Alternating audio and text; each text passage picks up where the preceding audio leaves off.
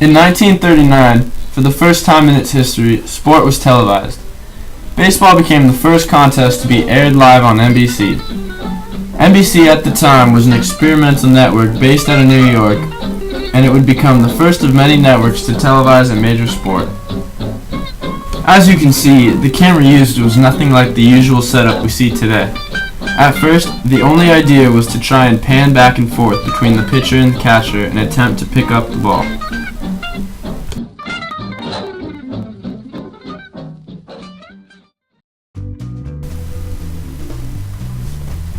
In 1955, color was introduced into televised sports. The first contest was a tennis match at the Davis Cup between the US and Australia. It was also aired by NBC. On September 29th, the first colored sports broadcast went coast to coast with a college football game between Duke University and the University of Pittsburgh. This was a breakthrough for the revolution of sports because color brought excitement to the game, and for the first time, you could experience it anywhere in the US.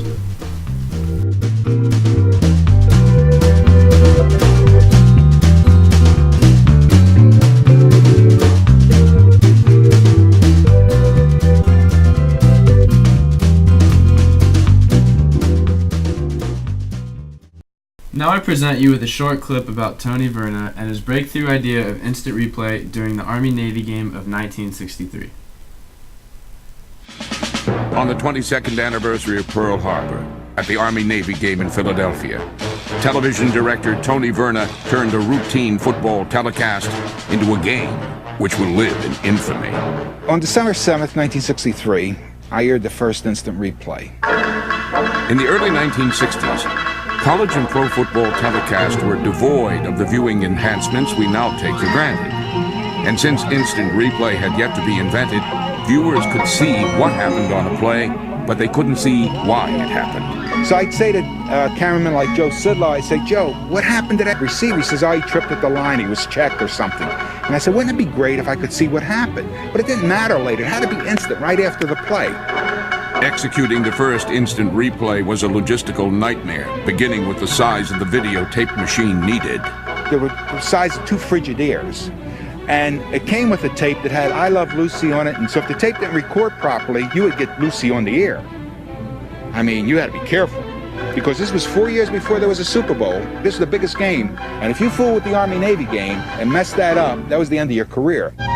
Verna had hoped Navy quarterback Roger Staubach would be featured with the first instant replay. Instead, the unlikely hero became Army quarterback Raleigh Stitchway. It was broadcaster Lindsey Nelson's duty to sound the warning sirens. And I say, this is it, Lindsey, go. And Lindsey looks at the monitor and says, ladies and gentlemen, Army has not scored again. Now, if you said that today, they'd throw a net on you and take you out of the booth and put you in a booby hatch. The tape from that 1963 game never survived, but instant replay did. In fact, it thrived. And by the 1967 NFL Championship, instant replay had invaded the locker room. Coach, we're going to have a play right now. You can see it on this monitor. I hope I can see it. This is slow motion now as Jerry Kramer makes a key block for Bart Starr on this quarterback sneak for the winning touchdown. Yes. A super defensive play, but as you will see, Jerry Kramer blows him out of there. Yeah, that's a fine block, and there's a...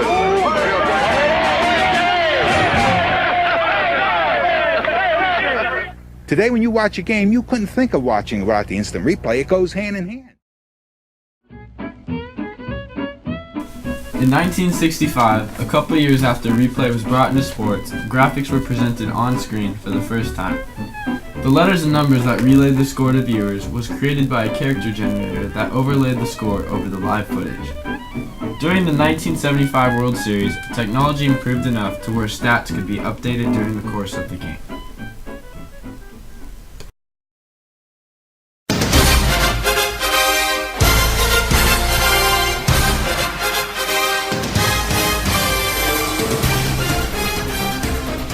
In 2001, Fox introduced the famous Fox Box. Fox was the first to condense everything and place game statistics into a small box that never leaves the screen. It became an iconic figure for Fox Sports, and soon after, all sports broadcasts around the world would have something similar to this idea.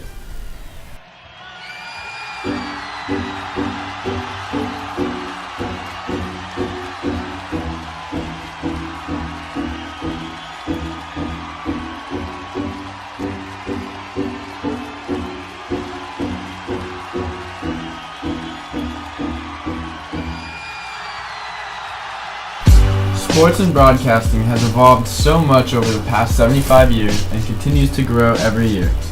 We continue to strive toward closer shots and better picture to the point where watching games on television make you feel like you're there in real life. With the advancements of high definition, non-pixelated slow motion, and even 3D television, who knows what we will be 20 years from now.